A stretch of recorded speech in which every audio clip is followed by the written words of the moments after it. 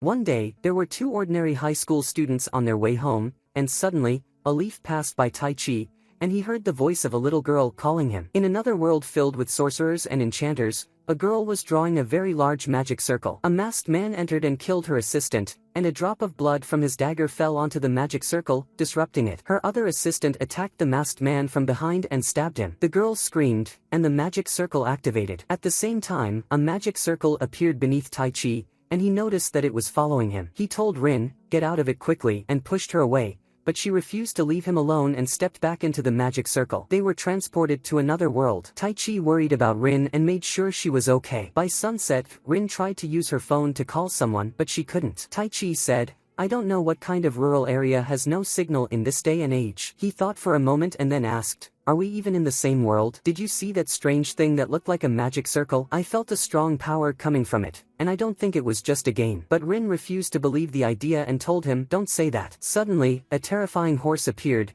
and they ran away from it. It leaped at them, and Taichi quickly pushed Rin aside, saying, "This doesn't look like the usual horses we know. Is it targeting us?" He asked her, "Can you run? Get away from here as much as possible and hide. I'll be the bait, so use the chance and escape." She replied, "No. If you do that, you'll die." He said, "That's why it's better for one of us to die rather than both of us. Let your childhood friend show some bravery in a moment like this, at least." He ran toward the horse and threw a rock at it, but it had no effect. He tried to provoke the horse so it would chase him, and it worked. The horse charged at him and was about to breathe fire from its mouth. A warrior named Parada cast a wind spell and knocked it to the ground. He jumped at it with his sword and wounded it, but the horse breathed fire at him. Requeta then fired a magic arrow at it and said, "It was a wise decision to shoot my mithril arrows at this obsidian horse." Taichi asked, "Obsidian?" Requeta replied, "Do you see the horns on its head? They're made of obsidian. These are the strongest beasts in this area." Parada added, "They're just horses, but they breathe fire, eat flesh, and attack people." Michaela then entered the scene and said, "And they're worth a lot. Step back, I'll roast it." She used the flame spear and burned it. Taichi was impressed by their strength and thought to himself,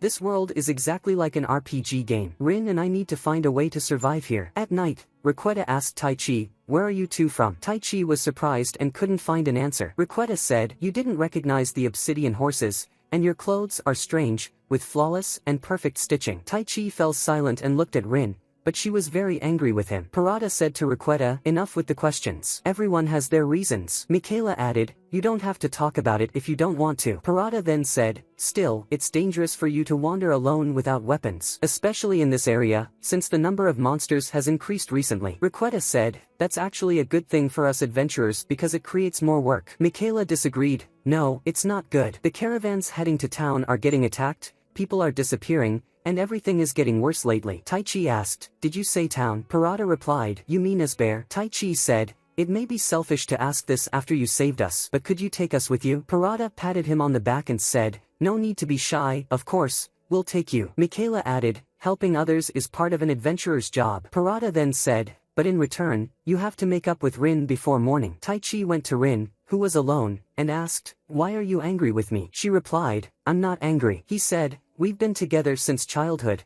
and I know you stay silent when you're upset. I'm sorry if I did something to upset you." "What did I do?" She told him, "Don't do things that will get you killed alone." He replied, "That was just a moment of impulse." She said, "Don't try to show off just because you're a man. Don't leave me alone." He said, "I'm sorry. I promise, no matter what happens from now on, I won't leave you alone. If we find ourselves in trouble, we'll get out of it together." The next day, they arrived at Asbear. Requeta said, "Our town is very active, and it's an important land within the magical kingdom of Alistan. We use it as a base for our operations." He then asked, "Are you really planning to become adventurers? Just so you know, it's a very dangerous profession." Taichi replied, "We know, but we still need a job anyway." Rin added, "We'll start with what we can do and gradually build our strength." Parada gave them money and said, "This is a farewell gift. If you're going to be adventurers, you'll need proper equipment. We work out of the Mizrael Inn. If you run into trouble, come find us." They then went to the Adventurers Guild, where the receptionist welcomed them and asked, "Is your race human?" They were surprised by the question and looked around, noticing other races in the place. The receptionist said, "To understand the contract, read this." They saw a strange language but were shocked to realize they could read it. Rin said, "Thinking about it, we've been speaking with the people of this world since we arrived without any issues. The receptionist then said, now, we will test your magical aptitude. Magic is essential for an adventurer. If you don't have magic, you can't become one. Touch this crystal ball. Rin placed her hand on it, and different colored lights appeared. The receptionist was surprised and asked, Rin, what exactly are you? Then she asked Taichi, are you the same as her? Taichi placed his hand on the crystal, and it shattered. The receptionist said, wait a moment. Taichi turned to Rin and said, does this mean we're about to face trouble? The guild leader arrived and asked, are you the ones responsible for this? He introduced himself, I'm Gerard, the guild leader. Unfortunately, we can't register you in the guild right now. Rin asked, does that mean we won't be able to work? Gerard replied, don't worry, we'll take you to the place where you'll find the advice you need. Rin asked, are you asking us to go without any explanation? He said, you'll understand when you get there, and if you don't go, you won't be able to become adventurers. Miura then said, am I really that untrustworthy? By sunset, they arrived at Limia. She said, I see. So the magic device at the guild couldn't withstand their power. Miura added, yes, so the guild leader is asking you to conduct the test yourself. Limia handed them 2 pieces of tree wood and said,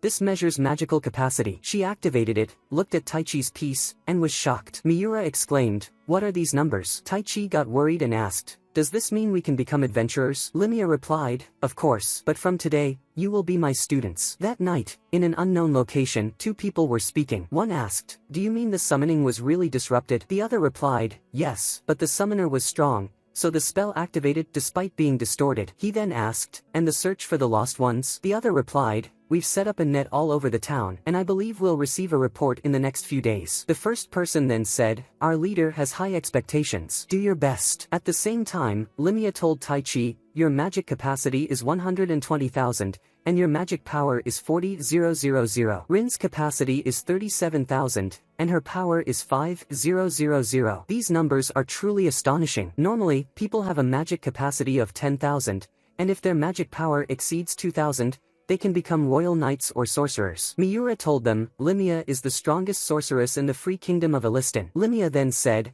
my magic capacity is 43,000, and my power is 6,000. Miura's capacity is 35,000, and her power is 3,800. Do you understand now why you will be my students? You both possess incredible power, but you don't know how to use it practically. Compared to me, you are like infants. Miura added, proper training requires using magic power, and the stronger you are, the more intense your training will be. If you want to learn to control your magic, you will be at risk of destroying yourselves. Taichi asked her, what will happen if we train and master our magic? Limia replied, you will surpass the highest rank of S-class adventurers and even the best royal sorcerers. Depending on your training, Taichi, you might be able to wage war against entire nations alone and wipe them out if you wish. The next morning, as they sat for breakfast, Limia told them, we will begin by explaining magic. Miura said, magic is a power we gain in exchange for supplying spirits with magical energy. Rin asked, does that mean sorcerers cannot cast spells without relying on these spirits? Limia replied, that's correct. Fire, water, wind, and earth are the 4 types of spirits,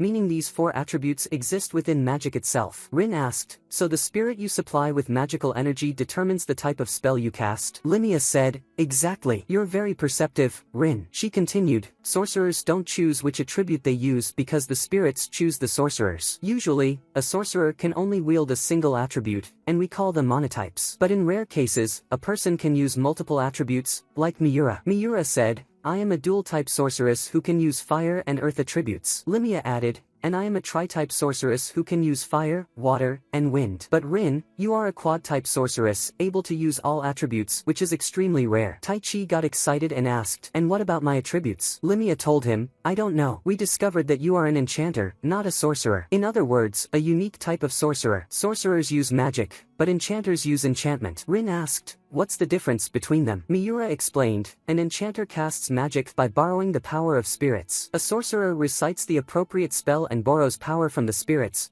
but enchantment doesn't require that. Limia added, an enchanter uses the spirits themselves, not just their power. Because of this, enchanters form pacts with spirits where one commands and the other is subjected to the will. The strength produced by this bond surpasses what sorcerers possess by far. You will have the power to destroy nations by yourself. Do you understand what that means? Taichi replied, I don't want any involvement with nations, authority, or any trouble. Limia told him, that's not something the strongest man in the world should say. You will learn everything about your power in due time, so until that happens, train seriously. They went to start their training, and Limia explained things to Taichi, but he was extremely exhausted and struggled to keep up. Suddenly, he heard a child's voice say, "Good luck." Limia asked him, "What's wrong?" He asked, "Did you just say something?" She replied, "No." At the same time, Miura told Rin, "You need to visualize your magic and understand why and how fire burns. It's important to create a strong image of it in your mind. Then, say, fire, as this is the signal that will convey the image to the spirits. Once you get used to it, you won't need to say it anymore." Rin answered the questions in her mind. Fire burns because of the chemical reaction known as combustion. It requires a flammable material, such as fuel or oxygen, to ignite. She successfully created fire on her first attempt, and Miura was amazed. Rin then said, "I have an idea. You taught me that fire is a magical concept, and its image is usually the burning of wood or oil. But I think it would be stronger if we burned something different, like gas." The fire turned blue and became more intense. Miura was astonished and thought to herself, "This isn't mentioned in any magic book." By sunset, Rin found Taichi lying on the ground and told him, "Don't give up. You can do this." He got up and tried again, and he heard the child's voice saying, "Your magic power is a mass at the center of your body." His hand began to glow, and the child's voice continued,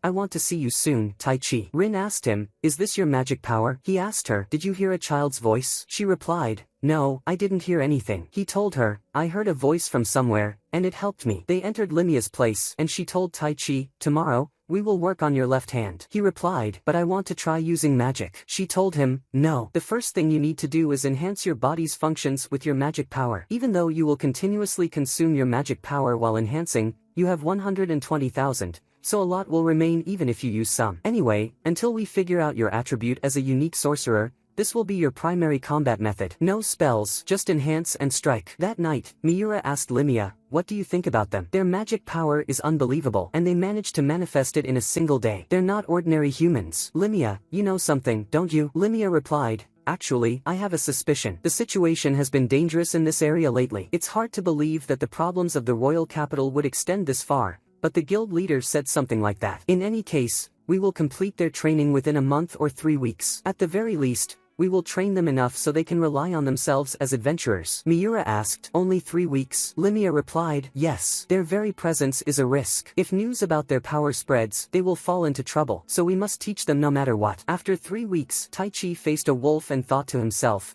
"Enhancing my body to level 10 or 15 should be enough." He attacked the wolf with his fist and defeated it. Rin faced a large number of wild rabbits, so she used rock bullets to push them back and combined water and lightning magic to eliminate them. Miura told Limia, "Rin is talented and understands everything I teach her at an incredible speed. And not just that, she can suddenly adapt and create her own magic. Honestly, I've been learning more from her lately." Suddenly, an obsidian horse appeared. Rin said, "We're not the same as we were before," and Taichi added, "There's no way we'll lose." They defeated it. At lunchtime, Limia told them, "Congratulations. You have passed the graduation test." Miura said, "We will send you to Asbear tomorrow." Rin said, "That's right, our original goal was to become adventurers." Limia told them, "There is nothing else I need to teach you. I'm sure you've already realized it, but you're lost. I've read about this before. People coming to our world from other worlds. Something that triggers a rift in space-time is what brings those people here. Either that, or an enchanter in this world summoned them." Taichi was shocked and recalled the magic circle that appeared beneath them. Limia told him, "Judging by your reaction, I believe your case is the latter." Taichi was surprised and asked, "You knew?" She replied, "Who do you think I am? Your magic power is unnatural, and you occasionally use unfamiliar terminology, so of course,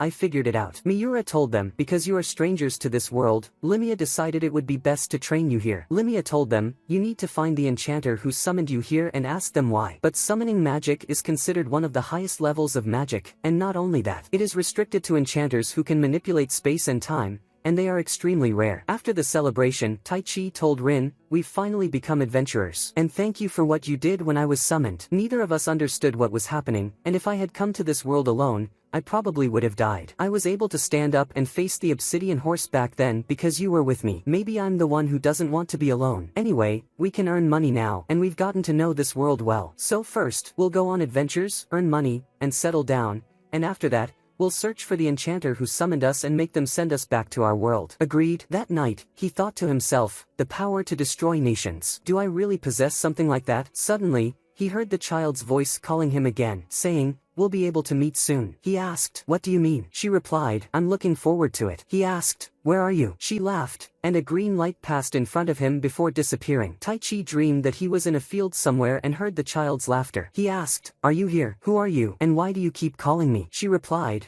I will be waiting. He asked, waiting for what? She said, soon, Taichi. He woke up and thought to himself, that dream again. 2 weeks ago, Rin and I returned to Asbear and registered as adventurers. We met the people who helped us, and now we spend our days completing simple tasks as E-rank adventurers. We've gotten used to living in this world, and now, it's time for another day of work. He went to Rin at the cafe, where she was reading a book, thinking to herself, the magical kingdom of Elistain is located in the north of the western continent and possesses the most advanced magic in this world. Its population is 20 million, with 80% capable of using basic magic. This massive population is one of the reasons why the magical kingdom of Elistain is one of the 3 great nations in this world. Taichi entered and said, "You're very diligent." Rin replied, "If we're going to be adventurers, we need to have some basic knowledge about the countries." Taichi said, "I heard that Asbear is called a border town, and the royal capital, Winnipix, is very far from here." Rin replied, "That's right, but to the east, there are borders with the Skatolis Empire and the Garjin Empire. That's why this city is prosperous. Its location is vital for trade and information exchange within Elistain." The restaurant owner approached and told Taichi, "A message arrived for you from the guild." He opened it and found a summons. Taichi and Rin went to the guild leader, who handed them a job request,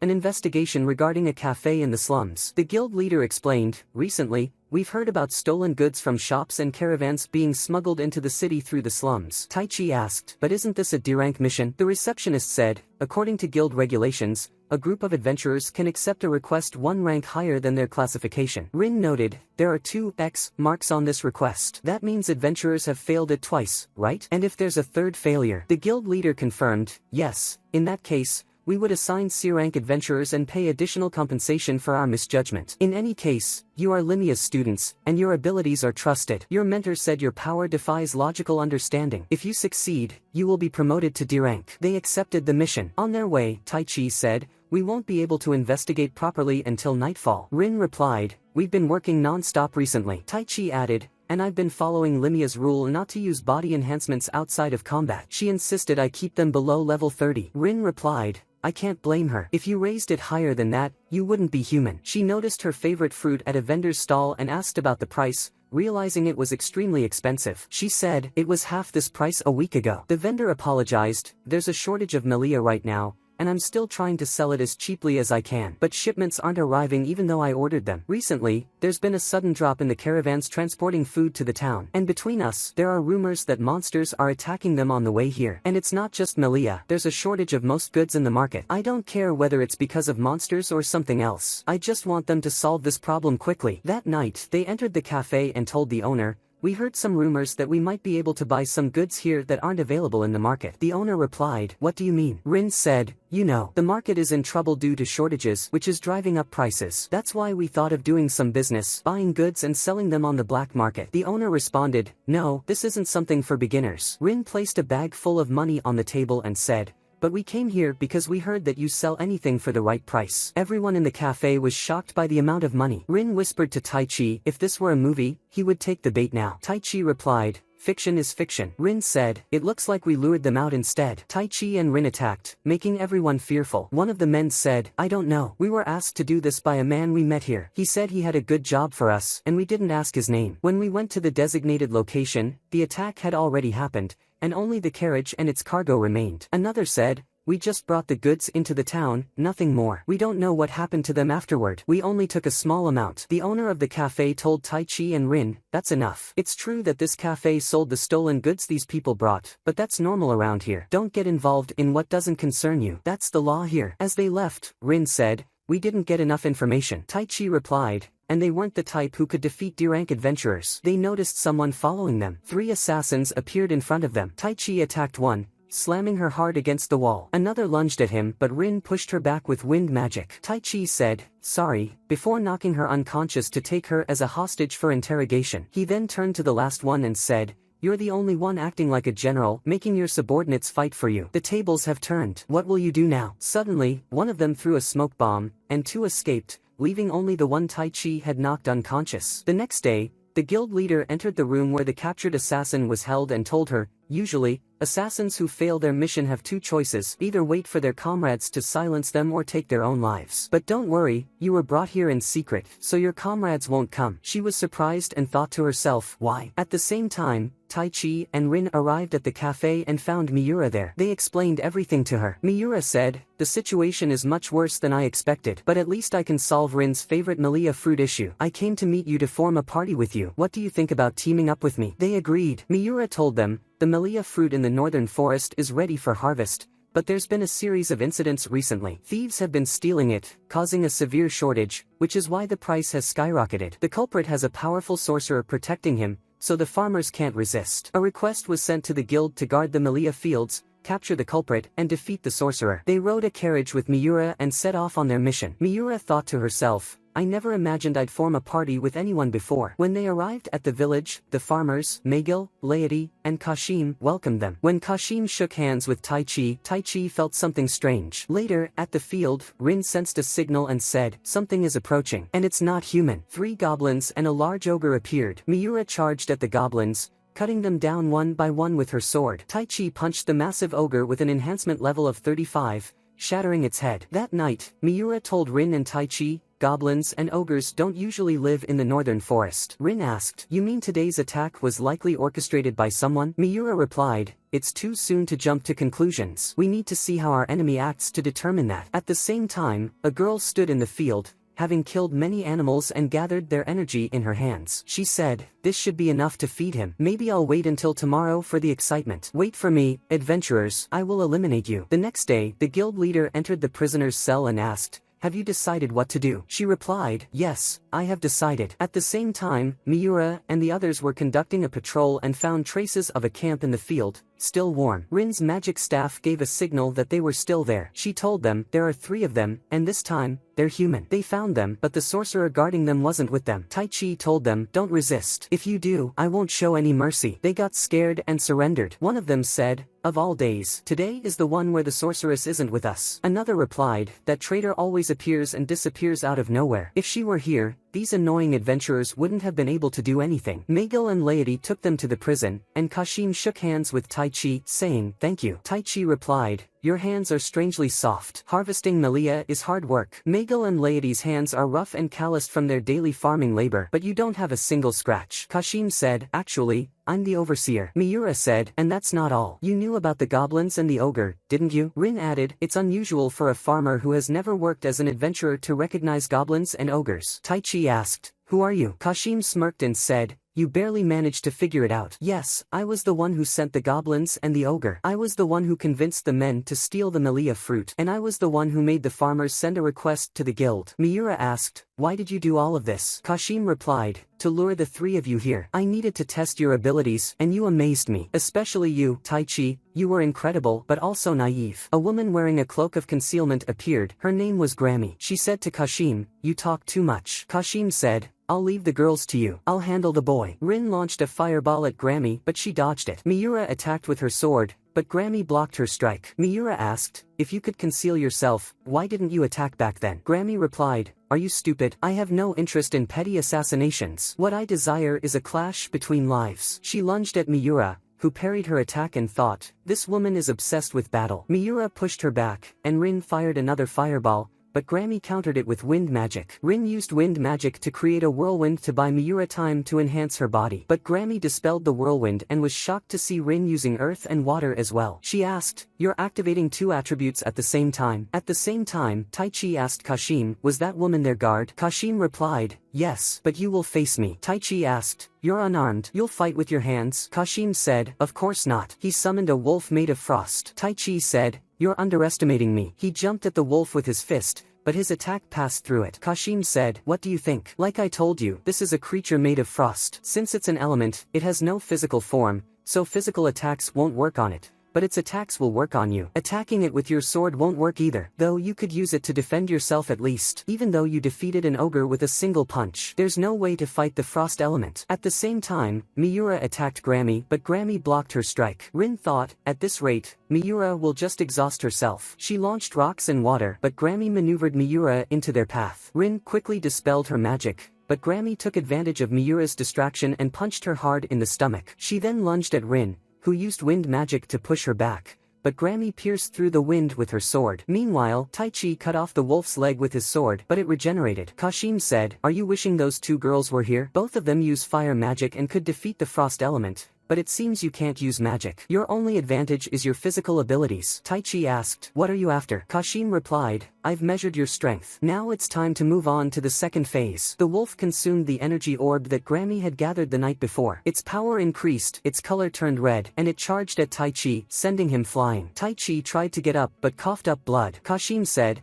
it looks like your enhancement couldn't keep up with the red element. I won't kill you, you're too valuable. Taichi asked, are you planning to force me to do something? Kashim replied, I don't know yet, but I will capture the 2 girls fighting Grammy as hostages. I need your power, and to obtain it, I need restraints to make you obey me. Those 2 will be those restraints. At the same time, Rin and Miura were on the ground, unable to move. Grammy said, I finally got excited, but this fight is over. Miura replied, you're really strong. She and Rin stood up and said, but that was just a test. Now, we begin our real plan. Miura attacked Grammy with her sword. Grammy blocked every strike and said, this is your new plan. It's the same as before. Rin suddenly rushed in with a lightning sword. Grammy jumped back to evade, but Miura was already waiting at her landing spot and kicked her. Grammy hit the ground, and Rin didn't give her a chance to recover. She conjured a stone sword and struck down with both blades, piercing Grammy with the lightning sword. Then Rin activated the whirlwind technique. Grammy said, that same trick again. Rin replied, not the same. If I spread something flammable inside the whirlwind and ignite it, it will explode. Miura attacked from behind and slashed Grammy with her sword. Later, Grammy regained consciousness and said,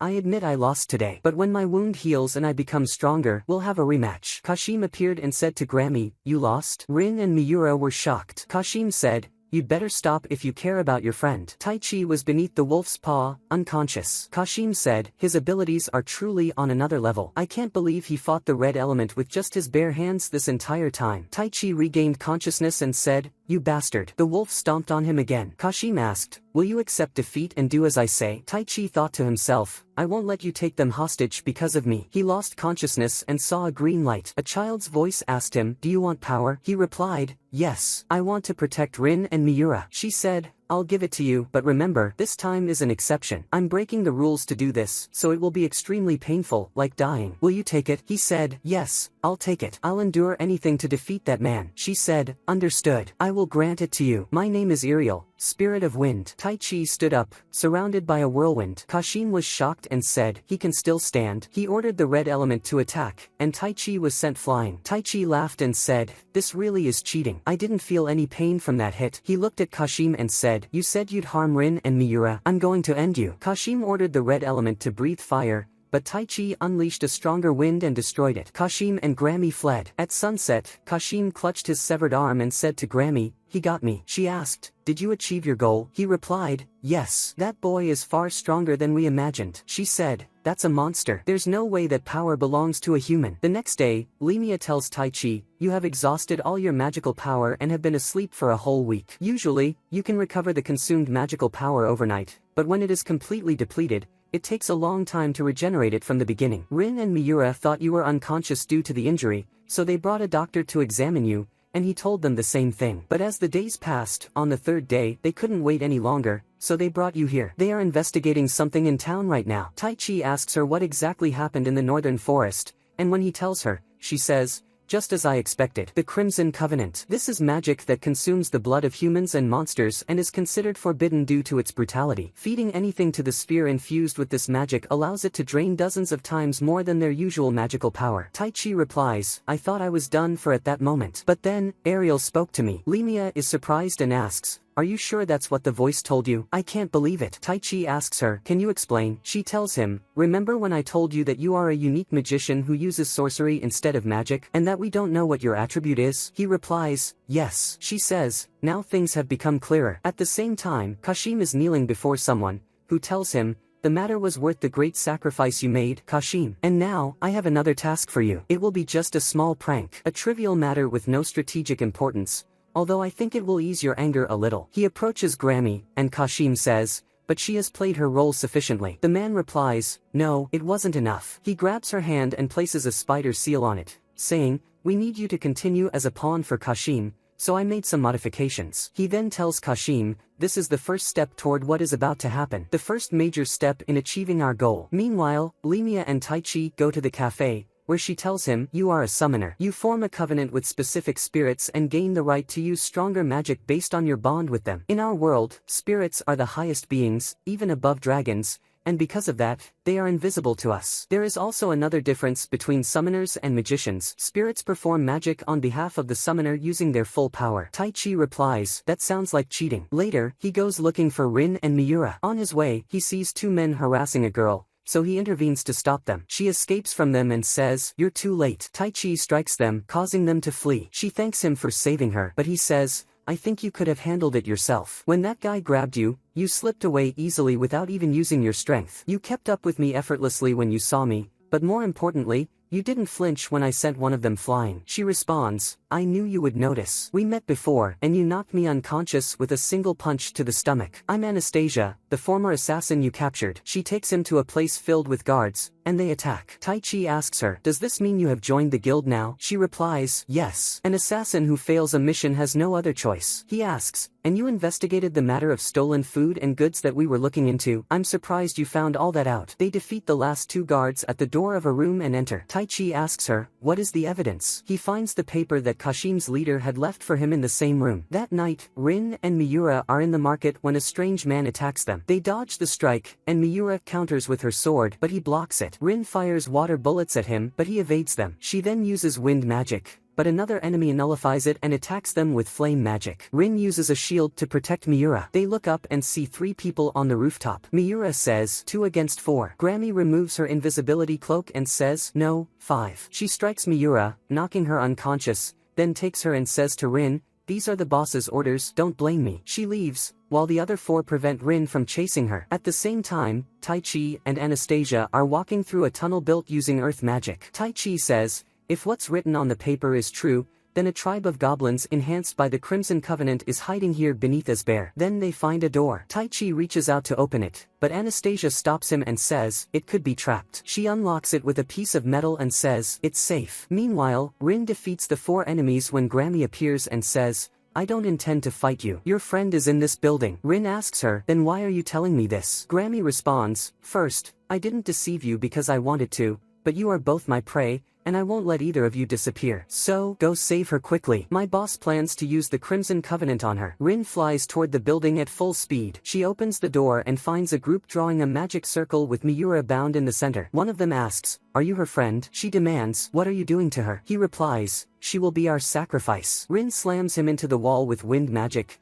then uses a freezing technique to immobilize the remaining mage's legs. She casts earth magic to break the magic circle and freeze Miura. Then Kashim and his leader enter the room. Rin asks, are you responsible for all of this? The leader replies, yes, but I didn't come here to fight you. I came to inform you that an army of 3,000 monsters will attack this town. That's more than enough to destroy everything. Kashim adds, unfortunately, your boy won't be coming, because we've prepared a different stage for him. Their leader says, how long will you be able to defend the town? I'm curious to find out. Then they walk away. On their way, Kashim says to the leader, it's a heinous act to attack the city from both inside and outside. The leader laughs and says, you're saying that now? More importantly, how many are ready? Kashim replies, 500 underground and 200 above. The leader says, 500 is enough considering the boy's strength. Kashim asks, are you really sure about all this? The leader replies, according to my calculations, the project has a 90% success rate, and I think that's enough for us to sacrifice. By now, the monsters should have occupied the northern fortress, and the battle will be at dawn. At the same time,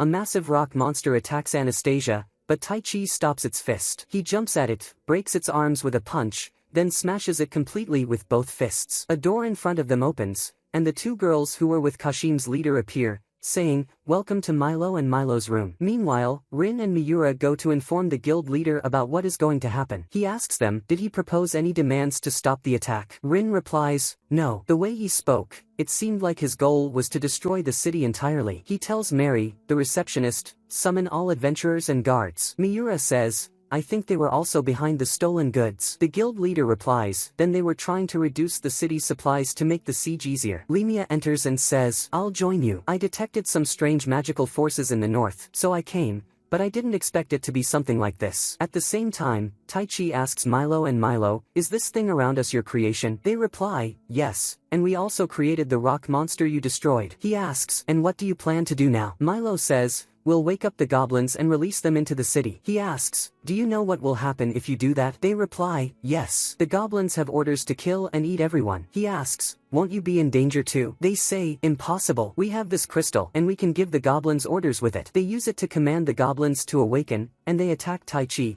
but he kills them with his fists. He thinks to himself, if I enhance myself too much, I'll destroy the entire room. I have to restrain myself a little. Milo and Milo scream as the goblins attack them, and the crystal falls from their hands and shatters. Tai Chi saves them and says, I told you this would happen. Do you understand what you've done? They reply, we're sorry. He asks, how many of them are there? They reply, there are many rooms like this all over the city. He picks them up and places them next to Anastasia, then charges at the goblins. At the same time, Lemia says, there are 3,000 monsters on their way to the town. The front lines consist mainly of forest beasts like fen wolves, while the orcs and ghouls are in the rear to deliver the final blow. We need to launch a wide-range fire attack to eliminate the weak ones so our forces can focus on the ghouls and orcs. Rin asks, we only need to take out the front lines, right? Lemia replies, yes. Rin says, I have a plan. The next day, Lemia tells Miura, trust what Rin told us. I don't know how advanced the science in her world is. She remembers Rin saying, I will combine earth, water,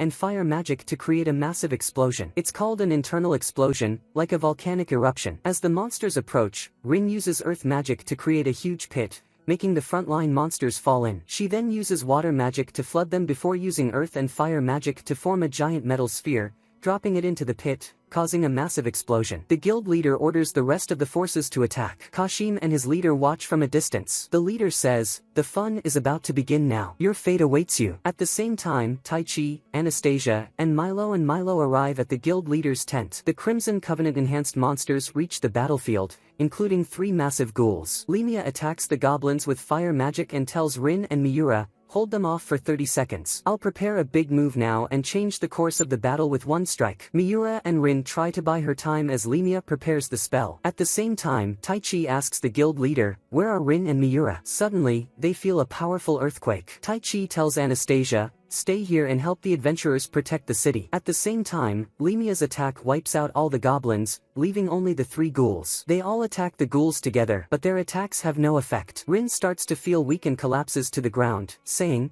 if we fail, I know Tai Chi will come and protect the town. We won't lose to you, because Tai Chi is strong. I don't know why I never told him that before. The ghoul raises its fist to strike her, but Tai Chi suddenly appears and says, why don't you tell me now? He stops the ghoul's fist, and he pushes the ogre, grabs its leg, and knocks it to the ground, then comes down with his fist to finish it off. He says to Milo and Milo, cover my back until I take down the remaining ogres. Kashim's leader says, that boy is amazing, thinking of eliminating all these demons in just one night. Kashim replies, at this stage, he surpasses humans. The leader says, that's why we needed this test, and the trick that will end this festival is already prepared. In the end, that man uncovered everything, every possibility. Kashim says, so we're just tools for this purpose? The leader replies, yes. You, me, and them. No one can oppose that man's will. Meanwhile, one of the adventurers goes to the guild leader with a report and says, most of the red beasts have been subdued thanks to the tactical level magic of the falling leaves witch. The guild leader says, Lemia finally unleashed it. The adventurer replies, but the red wolves, which we thought were the leaders,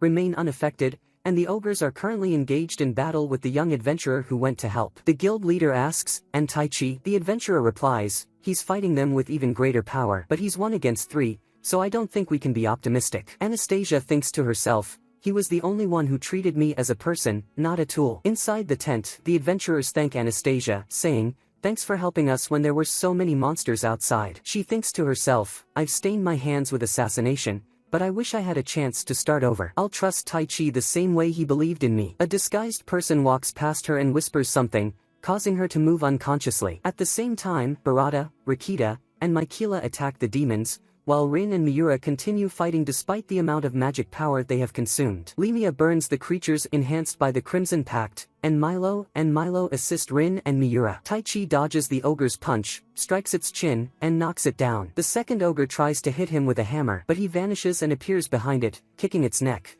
making it collapse to the ground before finishing them off so they won't rise again. Suddenly, he feels an earthquake, jumps into the air, and the ground cracks beneath him. Lemia says, impossible. These creatures never interfere in battles between humans and monsters. A 2-headed dragon emerges from beneath, breathing fire into the sky. Kashim asks the leader, did you know about this? The leader replies, yes, and now all the necessary pieces are finally in place. This is where the real battle begins. It's time to measure his power. Taichi says to the others, I can't believe all this chaos awakened a dragon that was dormant underground. Lemia replies, no, nothing would make it leave its lair. A war on the surface is no more than the flutter of an insect's wing to dragons. Taichi tells them, we can't run in this situation. Lemia, take everyone to the city and prepare for evacuation just in case. Rin steps closer to him and says, I'm with you. He replies, do what you want, but don't interfere. She asks, why? He says, I won't have any time in this fight. If it targets you, I'll react instinctively, and that will likely be my end. He approaches the dragon, and the dragon says, you came. Taichi replies, sorry for being late. He tries calling out to Ariel inside his mind,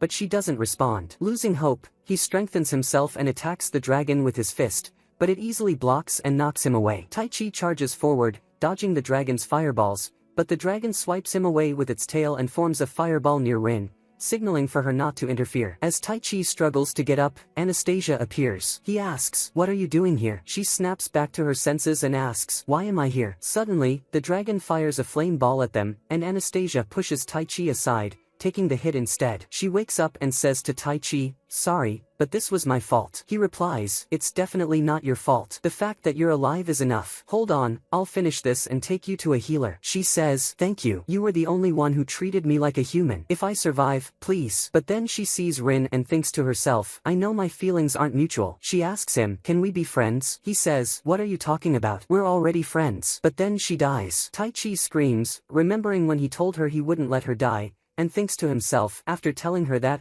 I thought everything would be fine because of my tricks, but I was naive. I didn't take anything seriously, and in the end, I couldn't do anything. Give me power. Hurry, why have you been silent all this time? You're here, aren't you? Ariel responds, yes, this is the strong emotion I needed from you, Taichi. Suddenly, he finds himself in a field, standing before Ariel. She says, I'm sorry, I couldn't do anything. I'm a spirit, and you're a summoner. Spirits can't use their power without a summoner's command. That's the law of this world, and we can never break it. He says, but you did it before. She replies, that was an exception because your life was in danger, but it wasn't an official pact. I'm sorry. He tells her, no, it's not your fault. It was my mistake for failing to protect Anastasia. I didn't have the resolve to accept your power. I got what I deserved because I thought this was all just tricks and arrogance. A part of me was afraid of bearing a power beyond human limits. But I understand now. I want to protect everyone. Give me your power. She says, as you command. From now on, call me Ari. He tells Rin, take care of Anastasia. She was a dear friend. He rises, activates Ari's power, and tells Rin, I am now a summoner. The dragon says, I respect your courage. Taichi replies, I want to ask you something. Why does the dragon race interfere in a war like this? What is your goal? What will make you withdraw from this battle? The dragon answers, in that case, show me your true power, and I will answer your question and leave this place. The dragon takes flight, and its two heads unleash fire at him,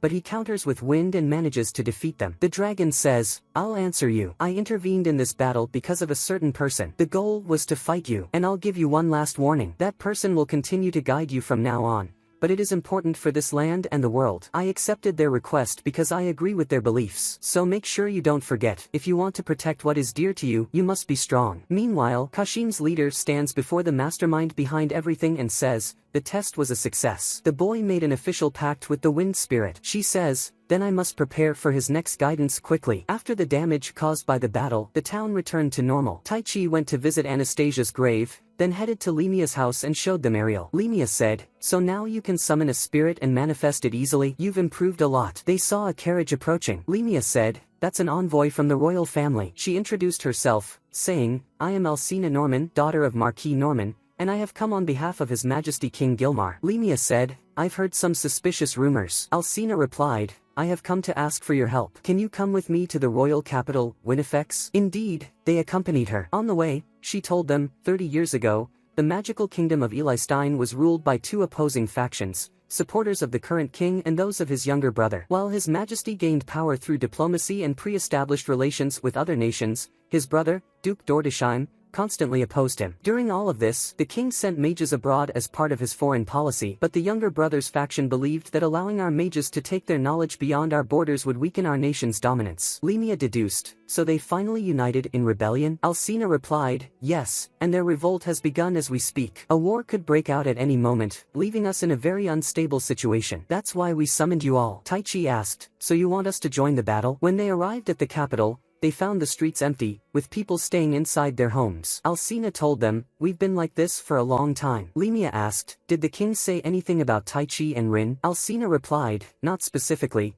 but he insisted that I bring them here no matter what." Suddenly, Rin and Taichi sensed an attack. Taichi grabbed Alcina and caught the arrow that had been fired at her. The archer who shot the arrow later went to Duke Dordesheim and said, "I'm sorry, I failed." The Duke replied, "So the previous reports weren't false." Alcina and the others arrived at the king's chamber, where everyone stared at them coldly, offering no welcome. Alcina introduced them. "This is Bella Lavoma, head of the Royal Mages. This is General Sumala, Supreme Commander of the Royal Army. And this is Queen Charlotte Eli Stein." The king entered and said, "Raise your heads. I am Gilmar. I have heard of your achievements in the Battle of Esber." Lemia said, "Enough with the introductions, Gilmar. Get to the point." Everyone was shocked by her rude manner of speaking to the king. The king ordered Sumala and Bella to leave with their soldiers, then said to Lemia, "You haven't changed at all." She replied, "Neither have you. I heard the details, and it seems the situation with Dordesheim is unstable. I can help you, but we have conditions. If you don't accept them, we'll return to Esber." The king said, "All right, we will meet your demands." She replied, "Agreed, but I need to confirm something important. Answer me honestly. You summoned Taichi and Rin to this world, didn't you? You were desperate and needed someone with immense magical power as weapons to suppress the rebellion." The king admitted, "Yes, you're right. I was the one who summoned you. I'm sorry for doing so." Taichi responded, "Sorry. Because of you, Rin and I had our lives stolen suddenly, and we almost died. And now you brought us here just to kill some people for you." Miura told the king, "I apologize for his tone,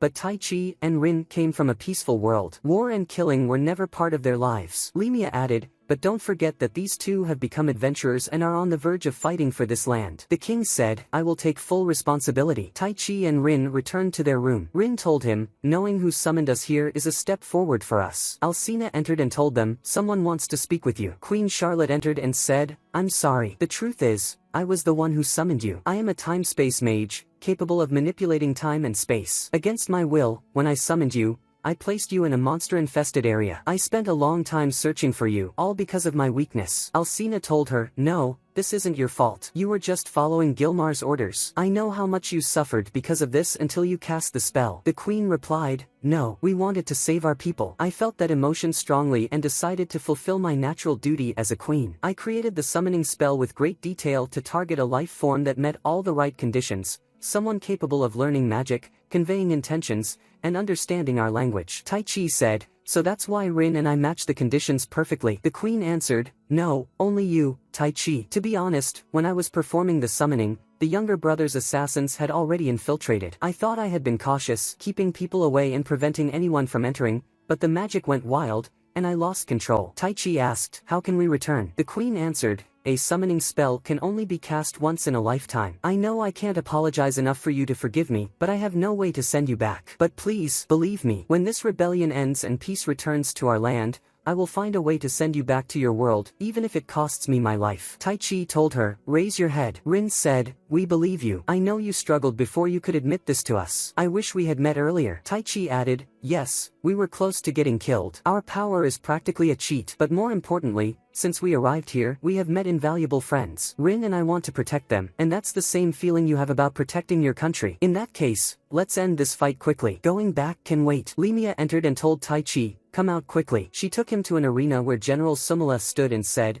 "It seems His Majesty Gilmar holds your power in high regard, but I want to see its extent myself. That's why I will test your strength personally." She attacked him, and he blocked her sword, stepping back. She attacked again, saying, "You're supposed to be much stronger than me, right?" Rin asked Lemia, "Was this your idea?" Lemia replied, "Yes. To the royal army under Sumala's command, Taichi and the rest of us are complete outsiders. They highly doubt our combat abilities, so we need to earn their trust quickly." Taichi continued his duel with Sumala. He considered summoning Eri but held back, thinking, "No, I'm fighting a person. I might kill her." Instead, he reinforced his body and engaged in close combat with her. Their swords shattered. Alcina told the queen, "I can't believe he's keeping up with our indomitable General Sumala." Sumala thought to herself, "His attacks grow sharper with each exchange. This is the first time I've met a man like this." Taichi struck her leg, knocking her to the ground, then slammed his fist beside her head. She said, "I surrender." That night, he sat alone on the rooftop, summoned Eri, and said, "The view is beautiful,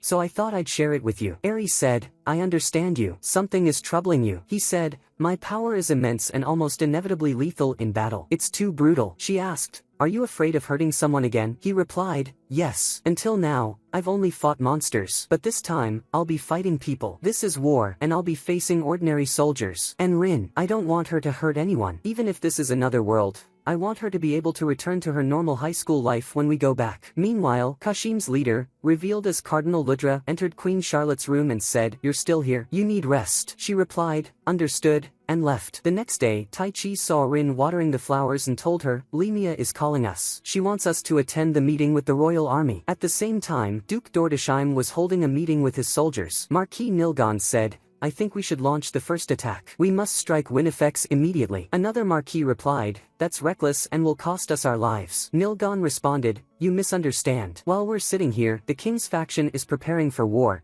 so we can't afford to waste another moment." The Marquis said, "They have a mysterious young man and woman from foreign lands. I heard the man can control spirits. It would be safer to assess their abilities and eliminate them when necessary." Nilgon said, "You're a coward. It's clear that you care more about your life than the fate of our nation." The Marquis countered, "And you're chasing glory in desperation to raise your status and reputation." Duke Dordesheim asked Nilgon, "Do you have a plan?" Nilgon replied, "Of course. I've prepared everything thoroughly, and I will take the capital in one strike." The Duke said, "I'll leave it to you," then added, "What concerns me are the two foreign youths. I hope they won't pose a threat to our army." At the same time, Bella and Sumala reported to the king, "We have received a report that the rebel army is moving its forces." Sumala asked, "How many are there?" Bella replied, "Approximately 1,000. Meanwhile, our army consists of 3,000 knights ready for battle and 6,000 on standby." The king asked, "What about our royal mages?" Bella answered, "We have 300 ready for combat now and 500 in reserve." The king said, "Prepare to deploy them." The queen asked, "And Tai Chi and Rin?" Sumala responded, "They will certainly be placed in our ranks." Sumala then went to Tai Chi and Rin and told them, "The rebel army, led by Marquis Nilgon,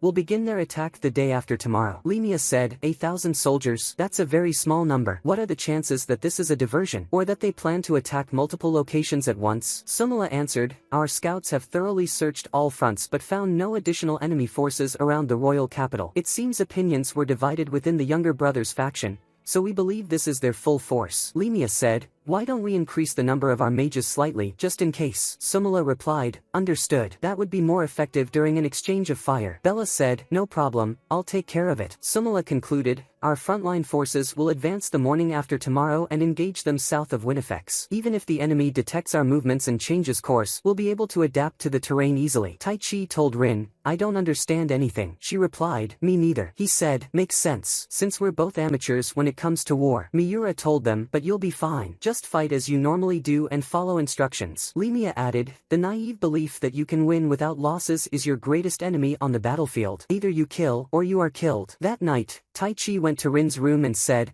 "I have a message from Lemia. She says you need to rest well because we'll wake up early." Rin said, "This brings back memories. I always got nervous and couldn't sleep before a tennis match. At those times, I'd always think about my opponent and imagine they were just as nervous as I was. I think the same applies to war. I think about the people we're going to fight. I know it's naive, but I wonder if it's normal to kill just because it's a war. It's not as if it's wrong in our world but right in this one." Tai Chi told her, "You don't have to join the battle tomorrow. You heard from Queen Charlotte that you only came to this world because she lost control of her magic. Your presence here is my fault." She replied, "No, it's not your fault. I was the one who chose to jump into the magic circle back then, so I'm here by my own choice. That's why I'll join the battle and fight alongside you." He said, "Then I'll protect you no matter what, so don't worry." At the same time, Miura was with Lemia and asked, "Will Rin be okay?" She looked really tense. Lemia said, "I said what I said to ignite a fire within them, but we don't need reckless killing." Knowing Tai Chi and Rin, they'll be able to stay calm, handle the battle, and eliminate the enemy. Miura said, "I'll go check on her." Suddenly, Lemia sensed something and ran to the balcony. Someone was watching them from a tree. It was the Marquis who had argued with Nilgon, and he had sent an assassin, saying, "Kill them in their sleep. We won't let Nilgon take all the glory." The assassin entered the room and stabbed the bed, but when he lifted the blanket, he found only pillows. Tai Chi entered and said, "Unfortunately, we noticed you were here." Lemia said, "Impressed. You managed to infiltrate the palace without being detected." The assassin lunged at Rin, but Tai Chi pulled her away and struck him, sending him flying. He grabbed him, and as the assassin tried to escape, Tai Chi held him down. Tai Chi thought to himself, "What I fear most is not hurting others or killing them, but losing the ones I swore to protect." He continued beating the assassin, recalling Anastasia, and thought, "This won't happen again." Lemia told him, "Enough," then asked the assassin, "Who sent you?" But the assassin pushed Tai Chi away, escaped, bit his tongue, and took his own life. The next day, the enemy army approached. Sumala told Taichi, "It's your turn." He summoned Eri and unleashed a gust of wind in front of the enemy forces, splitting the ground. Lemia said, "Now, the rebel army won't be able to advance without going around the rift, which will make them an easy target for our forces." Sumala added, "But something is worrying me. They are far too lightly equipped for an attack on the royal capital." Nilgon told his soldiers, "Do not waver. Magic is the foundation of our nation, and we all know what will happen if they sell our magic to other countries and allow anyone to use it. Now is the time to show them." The ring on his hand began to glow. Miura said,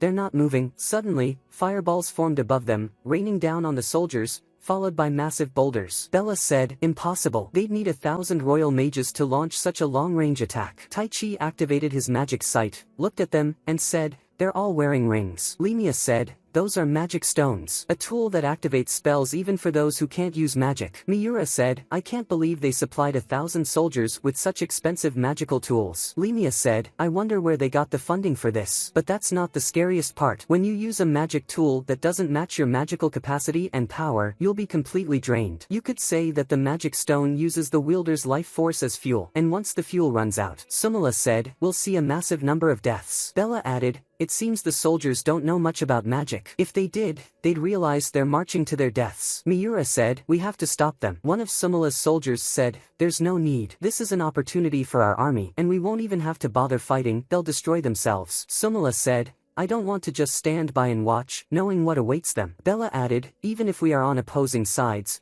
they are still citizens of our nation, and surely, the king wouldn't want unnecessary deaths." Lemia said, "I have a plan, but I need you, Rin." Rin replied, "I'm with you." Nilgan's soldiers kept collapsing one after another. He ordered them to focus their attacks on Rin, Taichi, and Miura. Ariel created a barrier, and Taichi asked, "You can do things like this?" She replied, "It's more like repelling them with wind pressure than creating a real barrier." A rock slipped past, but Miura saved Rin and said, "Just focus on the spell." Bella's mages unleashed a burst of wind and water. Taichi signaled Rin to use lightning, and the rain poured down on Nilgon and his soldiers, electrocuting them into unconsciousness. Suddenly, a soldier from Duke Dordesheim's forces, named Animex, appeared behind Nilgon. Nilgon asked, "What are you doing here?" Animex replied, "The girl created muddy water with the rain and used electricity to paralyze them. It was a tactic to stop us without killing us." Nilgon ordered, "Wake the soldiers." Animex said, "It's no use until the paralysis wears off." He stepped closer and said, "Escape is impossible. It seems this is the end." Nilgon said, "You fool. You were the one who gave us these magic stones and told me they would bring me glory." Animex replied, "Did I?" Then he stabbed Nilgon in the stomach and said, "Your role ends here." The next day, Lemia and Miura came to Taichi and Rin and told them,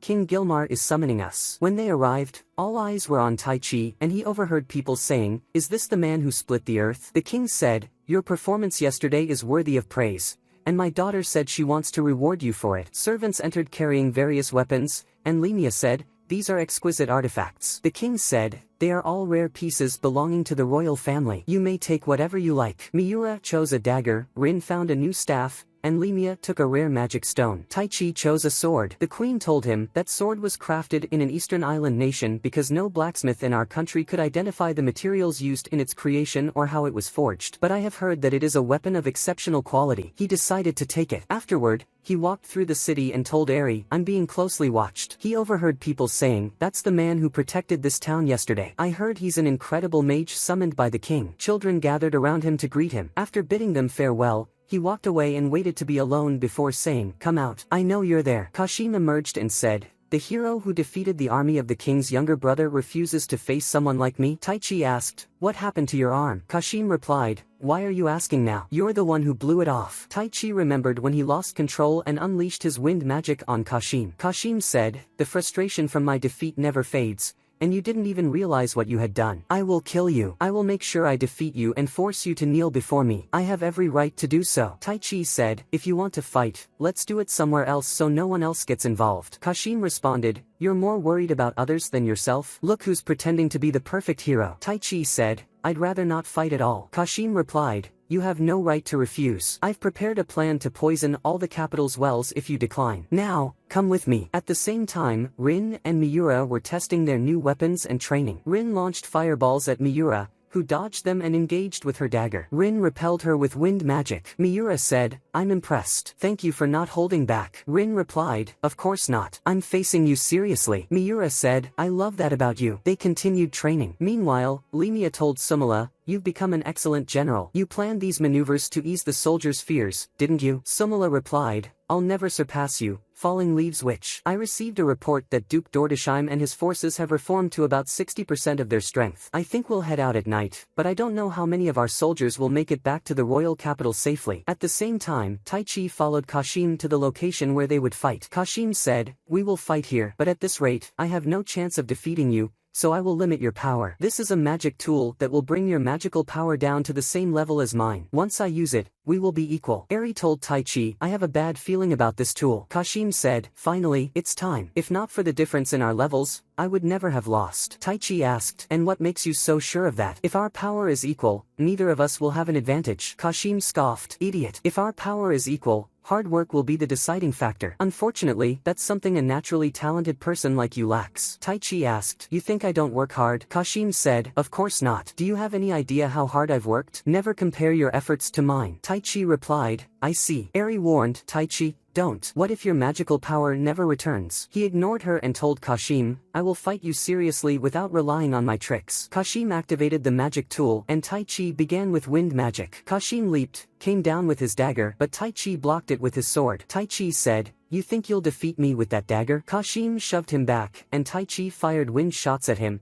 but Kashim dodged and retaliated with ice bullets. Taichi jumped, and Kashim conjured water spheres, but they missed. Taichi dashed forward, knocked the dagger from Kashim's hand, and kicked him away. Kashim fired more water spheres, while Grami observed the fight. They exchanged punches until exhaustion set in. Kashim said, we'll finish this with the next attack. He raised his hand and gathered his energy into an orb. Taichi thought, I don't have enough strength left. Think, how can I defeat him with my remaining power? He recalled when Rin told him to imagine his magic manifesting in front of him. Gripping his sword, he faced Kashim, who launched a massive water sphere at him. Taichi drew his sword, unleashing magical energy that split the water sphere and sent Kashim crashing into the wall. Kashim said, I admit defeat. Eri appeared and said, return Taichi's power immediately. Kashim told Taichi, break the magic tool. Suddenly, a strange, dark aura emerged from the tool. Taichi fired wind magic at it, splitting it apart, but it reformed. It launched energy needles at Taichi, but Grami appeared and saved him. Kashim told her, destroy the tool. He attacked the creature to distract it while Grami hurled her sword at the tool, shattering it. Taichi's power returned, but the creature did not disappear. Kashim thought to himself, why is this happening? Did Lord Ludra plan for this? Taichi asked Eri to use the surrounding air pressure on his sword, then unleashed its energy on the creature, making it vanish. At sunset, they heard the sound of bells ringing in the city. Taichi asked a vendor, what's happening? The vendor replied, the rebel army has declared war. The battle has finally begun. That night, Ludra spoke to his leader and she asked him, did Taichi split the creature inside the tool with light? He answered, yes. She said, you're quite devious. You definitely knew this would happen. He replied, I gave him the magic tool just as I was asked. It's hard to refuse a request from a valuable subordinate, isn't it? She said, indeed. He told her, the preparations are complete. She said, then go and fulfill your true desire. The next day, Duke Dortsham asks Einmix, do you think we will win? Einmix replies, the Marquis and his followers will personally ensure dealing with the Falling Leaves Witch, the elf, and the foreign girl. The Duke says, yes. That leaves the little summoner. Einmix replies, his power is still unknown, but I have already prepared a strategy. The Duke says, impressive, Einmix. I am lucky to have a first assistant like you. The fool pointed his bow at his brother or at the guardian of the Alistan Magic Kingdom. I wonder by which of these descriptions history will define me. Einmix tells him, probably both. The Duke says, I couldn't ask for more. It is time to achieve my desire for the safety and progress of our nation, and Einmix lets out a sly laugh. At the same time, King Jilmar tells his soldiers, my younger brother Dortsham has rejected the settlement and declared rebellion. He is now pointing his sword at the country and the people he is supposed to protect. Do you accept this? They all say, no. The soldiers charge at each other, engaging in combat. Rin uses wind magic, creating a tornado, while Miura fights the soldiers using fire magic, and Lemia creates a massive storm. Meanwhile, Taichi tells Eri, let's go, activates vision magic, and asks her, can we reach there in one leap? She responds, of course. He jumps to the enemy's land and says, I always feel like I'm cheating, then unleashes wind upon them. At the same time, the leader of Lodra tells him, it seems the battle has finally begun. He replies, yes, and everything is going according to plan. She asks, do you think he will make use of the power I gave him? He replies, I am certain of that. She says, I'm eager to see how he overcomes this game. Meanwhile, a woman named Susura tells Rin, you're the witch they failed to kill before. My employer told me to come and finish you this time. As you can see, I am a heavy warrior, and my adventurer rank is A. Rin thinks to herself, she's like Grammy, enjoying the fight, then says, I am Rin, and my rank is S. Susura says, that's a very weak rank. Rin responds, but my rank recently increased. Are you dissatisfied with facing someone lower ranked than you? Susura replies, no, it will be an interesting fight, and then lunges at her. At the same time, the Marquis approaches Miura and tells her, how can a beautiful girl like you stain her hands with blood? She replies, you're very annoying. I wield this sword for myself, and I can protect those dear to me with it, then attacks him. Meanwhile, Lemia uses the Medusa enclosure technique, restraining the soldiers and pressing them down with magic. She tells them, I will not kill you because you are still citizens of Elistan. I will only prevent you from moving. She creates an enormous storm, but a sorcerer stops it. She then notices her hands are frozen. He tells her, this is disruption magic. It's a spell I use when facing an opponent at my level. I am Mistopholos. Lemia releases the soldiers and tells their commander, if you don't want to die, take your men and leave immediately. Mistopholos tells her, you're very naive to show mercy to your enemies. She replies, don't worry, I won't show you any mercy. At the same time, Duke Dortshame tells Einmix, Sumila made a very clever move. She's trying to lure our army into hers and crush us from 4 sides. Einmix replies, don't worry, our cavalry is heading toward their weaker left flank now. Suddenly, Taichi appears, shocking them. Einmix asks, how did you penetrate the battlefield and get here? Taichi responds, it was just a leap. Eri adds, it's easy to jump that distance with me around. The Duke asks, is this thing your wind spirit, Uriel? Taichi replies, yes. The Duke says, it seems our information about the presence of a foreign young man was correct. Taichi tells him, I expected nothing less from someone who managed to plant spies in the royal palace. Do you also know my strength? The Duke tells his followers, don't worry, I will talk to him. Leave us. Then he asks Taichi, why did you invade alone? Taichi replies, I am here to end the battle. Einmix laughs and asks, what did you just say? Taichi tells him, I came to offer you a chance for peace on behalf of the royal army. You and King Gilmar share the desire to make people happy, but you are making those very people fight each other and spill each other's blood. Is there anything more foolish than that? You are exhausting your country's strength in fighting to create a better nation. The king has promised to be lenient with you,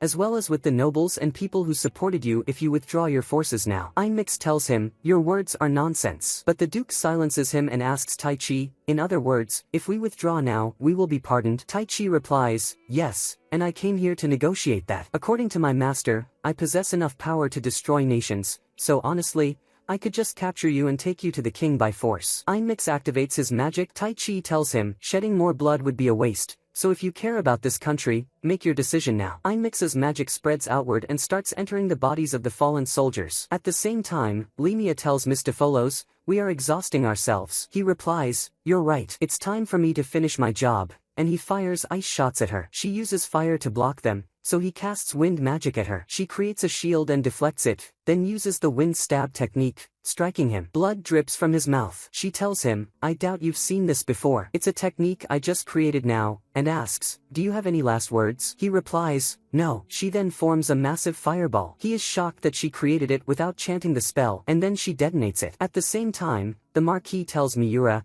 he wasn't as skilled as he claimed after costing me a fortune. She replies, is that what you have to say about your fallen comrade? He says, why should I grieve for a hired adventurer's death? Miura gets angry and uses the enchanted sword, exploding fire beast. She thinks to herself, I'm sure Lemia would scold me if she saw me using this technique offensively.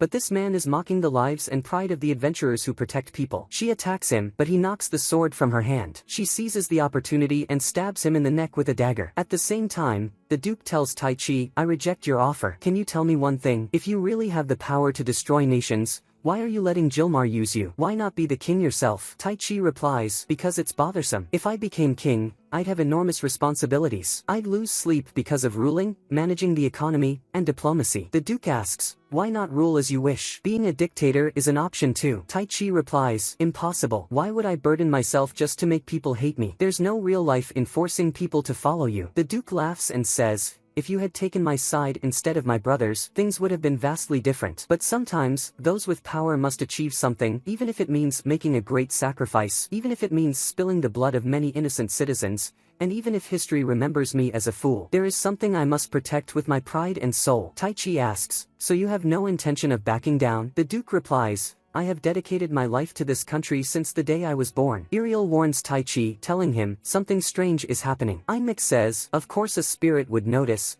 and he turns the corpses into zombies under his control. At the same time, Susura tells Rin, you're stronger than I expected, but you won't defeat me if you only defend. Rin thinks to herself, my opponent relies on a fighting style based on strength and speed. Miura was with me when I fought Grammy, but she is the complete opposite of me in combat. Susura jumps, and Rin fires a fireball at her. Susura creates a magic circle beneath her feet, jumps again, lands, and uses the volcanic eruption technique. Rin dodges it, but her leg gets injured. She then fires ice shots at Susura, but Susura shatters them with her weapon. Rin jumps and uses the fire rain technique, severely wounding Susura. The surrounding corpses turn into zombies, unable to distinguish friend from foe. At the same time, the Duke asks Einmix, what is happening? Einmix replies, I told you, I have a plan. The zombies approach, and Einmix tells them, I cast a simple spell over the entire battlefield a while ago. It only took some provocation to push you into rebellion and start a war. The Duke asks, what do you mean? Einmix says, I have served as your assistant for years, but I have never seen you as my lord for even a moment. I have only one master, and she is a woman, the only one. The supreme being who watches over the entire world. Taichi recalls the dragon's warning. Einmix says, this spell consumes a person's heart and devours their mind. Those under its effect become berserk, immune to fear and pain, fighting and seeking bloodshed until their bodies rot. The Duke asks, why are you doing this? Einmix replies, because my lady commanded it. She ordered me to start a civil war and force the young man from the other world to be involved in it. Personally, I couldn't care less about this country's future, and of course, I have no interest in your petty conflict with your brother, and he commands the zombies to attack everyone. At the same time, the zombies surround Lemia and Miura. Lemia says, the one who did this must have used a mind control technique, and that's not a magical element. This is dark magic carried by a shadowy entity. If we don't eliminate the caster who activated the spell, we won't be able to break it. Until then, these soldiers will remain emotionless, impervious to pain, and thirsty for bloodshed and killing. If we don't stop them, they'll march toward the royal capital. At the same time, Taichi uses a tornado to push the zombies away. The Duke tells Taichi, the spell Einmix cast is not something an ordinary human can handle. Taichi replies, you mean the woman he spoke of is the one who gave him power? The Duke says, I don't see any other possibility. Taichi, she started this war to put you in this situation. He then says, the situation is ironic. I can tell exactly what my brother Gilmar is thinking right now. He will order to stop them, even if it costs us our entire army, even if we have to sacrifice every citizen in Alistan. I have destroyed our nation in my attempt to protect it. History will surely remember me as a villain. Taichi replies, in that case, we must stop them here. He summons Iriel's power and thinks to himself,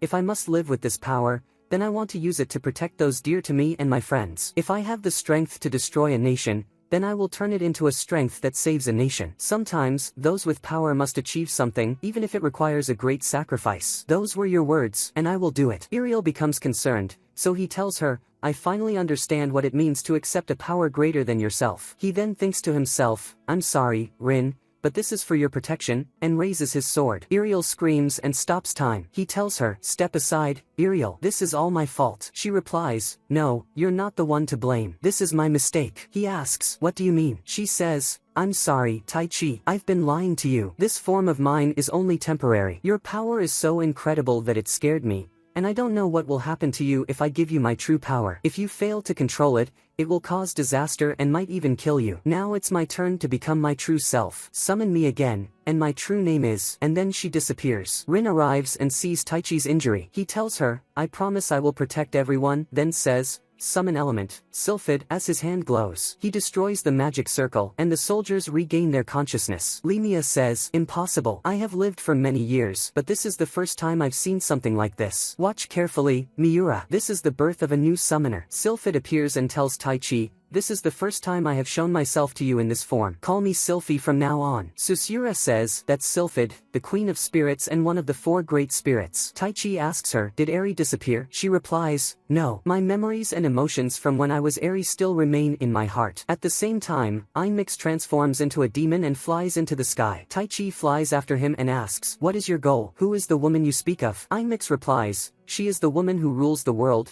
and attacks him, but Taichi easily stops him and pushes him back. Animecaps tells him, "You must realize who she is first. You have heard the spirits since your birth. Why do you think you were summoned to this world? Because that woman chose you. Everything that led you to this moment was orchestrated by her. Even the queen who summoned you was merely a pawn in her hands to fulfill this purpose. When the time is right, the great battle will begin, and the world will be turned upside down. When that happens, light and darkness will reverse, and she will appear as our salvation. That's why you were chosen. This world, Altia, needs the ultimate weapon to continue existing, and you were selected to be that woman's shield and sword." Taichi asks, "Who is this person you keep mentioning?" Animecaps replies, "It is not yet time for you to know her name." Taichi says, "That's nonsense. Who do you think I am?" He charges at Animecaps with a powerful punch to his face and says, "I will not accept this," and they engage in a fast-paced battle. Taichi ends the fight with a devastating punch that sends Animecaps crashing to the ground, then uses Sylphid's power to strike him down with lightning. The soldiers return to their city. Taichi wakes up from unconsciousness, and the queen enters his room,